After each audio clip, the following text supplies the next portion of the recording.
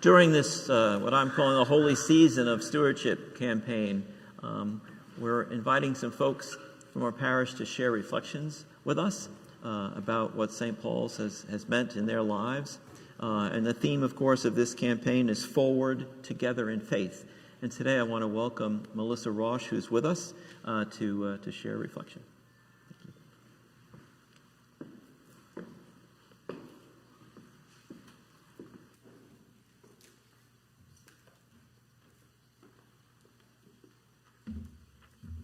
Good morning. Thank you for inviting me to share my story with you today. My name is Melissa Raasch. That's how you pronounce it, Raasch, for those of you who have seen it written but not heard it. And my family and I have been coming to St. Paul's for 13 years now. We were irregular visitors at first, but everything changed when my son Alex started preschool here at 2 years old. We found a place where we belonged, and soon I was teaching at the preschool. Alex and I both made friends, he with his classmates and me with my fellow teachers and other parents here. And not surprisingly, we learned a lot of the preschool families also come to church here. So we started coming to church more regularly. And then we started coming to Sunday school too, because Alex's classmates from preschool were also his Sunday school classmates. So that was a pretty easy transition and fun for him. As Alex has grown older, my commitment to St. Paul's has progressed alongside him. After he finished preschool, I no longer taught there anymore, but instead I served on the Children's Ministry Committee, helping with Vacation Bible Camp and Children's Chapel and Easter egg hunts and Halloween parties. But now Alex is 10 years old, and I'm a Sunday school teacher and a pre-EYC co-leader for 4th and 5th graders alongside him. Pre-EYC does lots of fun activities, outreach programs with Note in the Pocket and the food bank, and then monthly meetings, which is really where we just get together and eat pizza and play games and have fun. But my favorite pre-EYC event was last year. We had an overnight retreat at Blue Jay Lodge in Raleigh. It was a 24-hour event. We spent the night in the lodge. We had 11 children. These are all 4th and 5th graders, right? And 6 adult chaperones. And so while we were there, it was nature themed. So we took hikes and we played games and we had a fire, and Father Javier came and did a Eucharist for us around the fire. And we ate s'mores and sang songs and were super silly. But my favorite memory from that retreat was this 1 hour we had quiet time. We were forced. We were encouraged, required. We were required to have 1 hour of quiet time in our bunks. So of these 11 children that came, 10 of them were girls, and 1 of them was a boy, my son Alex. He was the only boy. So Shannon and myself were in charge of quiet time with these 10 girls in the bunk room for 1 hour, and it was the longest hour of our lives.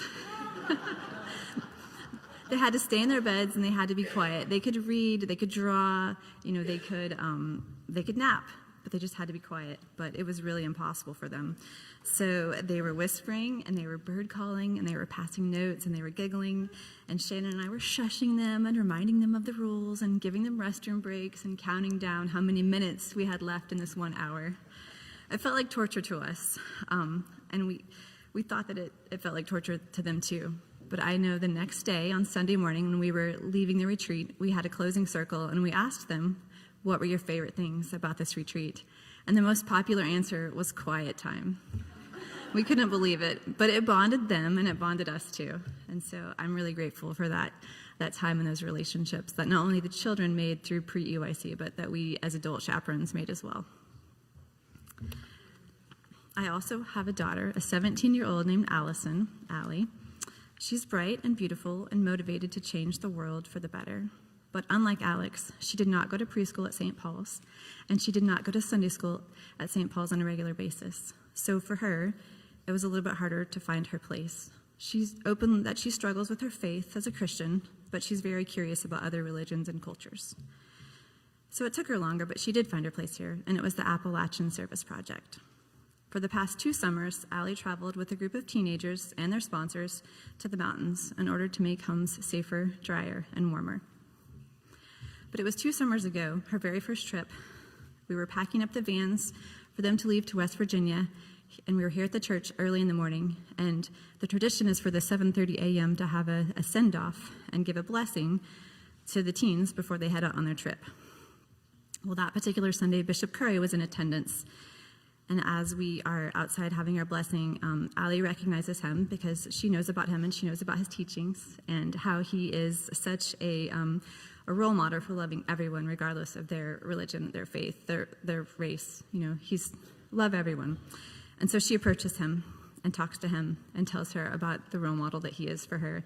And for me, that really gave me relief, made me feel so much better about her going on this trip. I had been nervous, but that was like a sign to me that, okay, she's going to be okay. She's already made a connection, she's got a good attitude, and she's going to be open to this. And I'm sure you've heard it before, but the ASP trip, it changed her, and she grew, and she learned, and she served, and she appreciated others who were different from her. She bonded with her teens, the peers that were there, and the adult chaperones that so lovingly guided them. And next summer, she's talked me into going on the trip with her so that we can share this amazing experience before she goes off to college. My journey at St. Paul's, it's rooted in my children, but it's evolving as they age and I rediscover my own interest, such as playing the trumpet.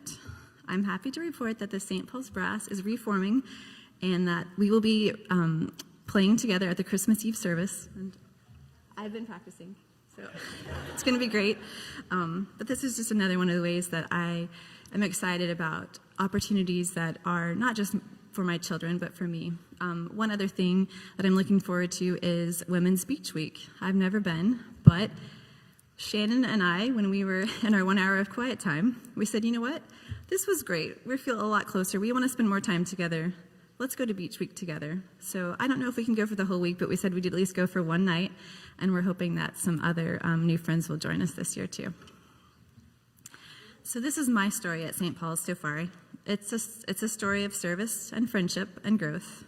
St. Paul's is important to me and my family because it's a place where we feel welcome. It's a home away from home with familiar faces greeting us and new friendships waiting to be made. It evolves with us and provides opportunity for spiritual growth. I know that each of you has a story too, a story that is still being written, and I encourage you all to reflect on your own story. It's likely different from mine, but it's an important story too. And by supporting St. Paul's, we're supporting each other's stories as we journey together forward in faith. Thank you.